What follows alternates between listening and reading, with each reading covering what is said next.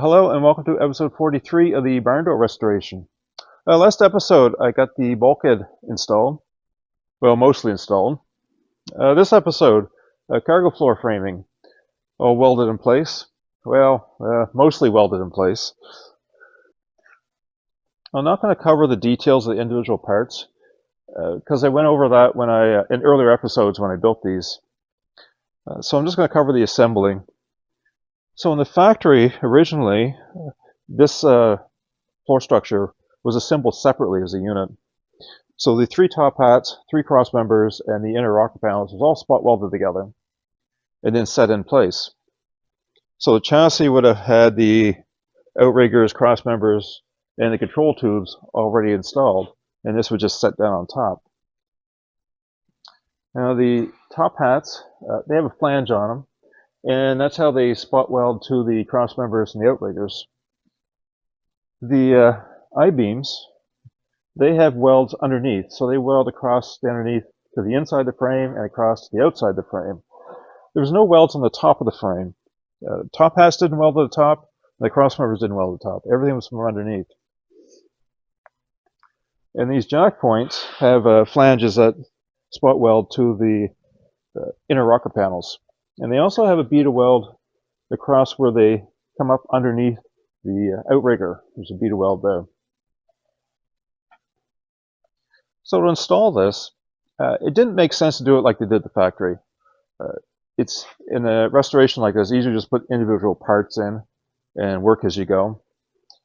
Plus, I already had the front top hat in because I spot welded it to the bulkhead and put them in together. So I decided the easiest spot to start was at the back in this top hat because I wanted to keep access for spot welding this lip. Now there's no cross member underneath this rear top hat, so there was nothing to spot weld on this section while it was installed. There is a plate under here, and I spot welded that in before I installed that top hat. So I placed this one in, and then I centered it so the mount for the transmission, there's a hole in the back, I ensured that's lined up with the floor spacer here with the hole. And then I put my shifting rod in to ensure that this is exactly center between here and the front top hat. I didn't really care as much about if it's centered out here. The main importance was this needed to be perfect so that rod would never rub. So once I had it centered, I started spot welding it in. So the outside edges are quite easy. I could get access in with my spot welder. But in here it's a bit more difficult. So what I actually did is I have some extensions for the spot welder. So a bit about the spot welder. This is a 220 volt. It's just a cheap spot welder.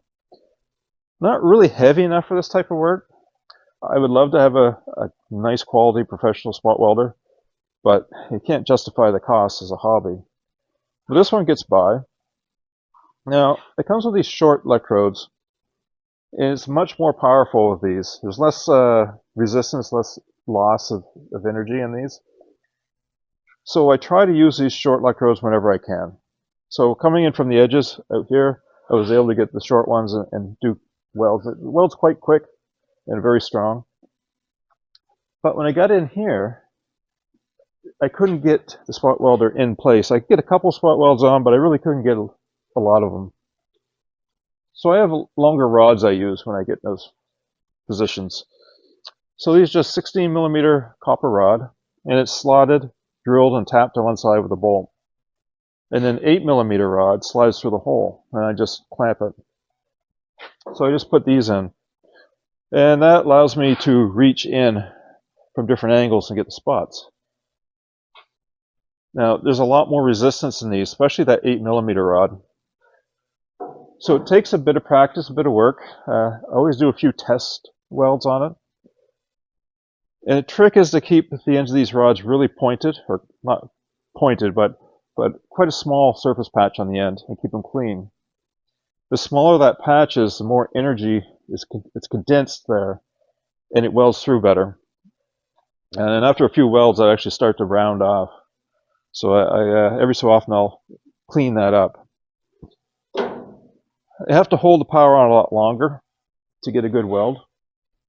And sometimes I'll put it on, do a weld, let up, I'll wait a little while and I'll do it again, because then it's partially welded together. The second time it really gives it the strength. You know, a good spot welder you wouldn't have these issues with. And really with the short electrodes, it welds really well on the 2 layers of 18 gauge. It's just when you get the longer ones, and particularly when I had the long 8mm one on them. The other thing is the first few spot welds do much better than it does later. And that's because as the copper heats up, it increases resistance. So when this copper gets hot, it doesn't spot weld as well. So it's good to let that cool down and get better spot welds. Anyway, it's something you have to be very careful with because you don't want to have spot welds that are going to break later. Also, you can, for instance, what I did here, I actually burnt through a couple of spot welds, went right through the panel. Left it on just a little too long, it will burn right through. Now, when I put the rocker panels on, this is a fairly high stress point. The weight of the vehicle is on this inner rocker panel, or the weight of the upper body. And these I-beams are 14 gauge, and the jack point, the flange is 14 gauge, so it's quite thick. So it is much harder to weld that thick metal. I don't really trust it. So what I did with these is I clamped the rocker panel up and I marked everywhere I need to put plug welds. Marked it all, took them off and drilled them. Cleaned them up, put them back on, clamped them in place, and then I plug weld. So the end of the I-beams, the jack points, and actually the top hats are plug welded in. So nice, good, strong plug welds. Trick with that is to use a lot of heat, really burn it into the back layer. And once those were all welded in, I smoothed off the weld inside the rocker panel, and then I went over the spot welding. So spot welded everything. I got in, so now when you look at it, it looks like it's all spot welded together. You can feel the spot welds everywhere. It looks correct, but it actually has the strength of those plug welds. I have no issue with the strength of the spot welds along here because it's 2 layers of 18 gauge, and there's not a huge amount of stress there anyway. But here with a thicker metal, the chances of that breaking away are a lot higher. So the plug welds are peace of mind, I guess. So the cross members, I actually just tacked underneath on each side of them to hold them solid. Once this is on the rotisserie, I have it upside down, it'll be much easier to put those welds in. It's hard to weld underneath. And those were actually decent looking welds originally, so I wanted to look fairly good. There's also welds on the these jack points underneath, which I'll do when it's on the rotisserie. Now, I should also mention too, there's 2 tabs that hang down off of this center I-beam, and they are standoffs for the park brake control tubes, and they set in there, weld in. Now there's a few welds for these control tubes weld to the top hats, which I need to add, but I have to check my photos and my notes to see exactly where they go, and I think they're on the front side of these, but I can't remember for sure. And these also need to be trimmed off the right length. Once they're welded in place, well now they're solid, I'll trim them the correct length. So that's basically what I've accomplished for this episode. This looks like a lot of progress, and I'm really happy to have it done. It looks good. But all the parts were already made. I just had to clean them up and get some zinc on them. So it wasn't actually that much work to weld this down. But I had been waiting for the bulkhead to get installed before I could do this. So my next step back here is, well, there's 2 ways I can go. I can start and do the floor panels, because they can be done before the walls go on or after the walls. And I got to do some experimenting with them. The floor panels, you can only get 1 out of a 4x8 sheet of steel, so I don't want to mess those up.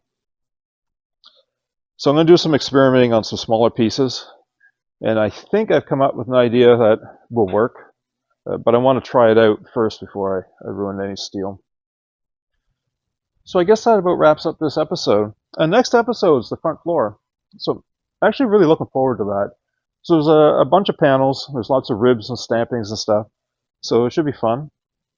Oh, we're looking for some input.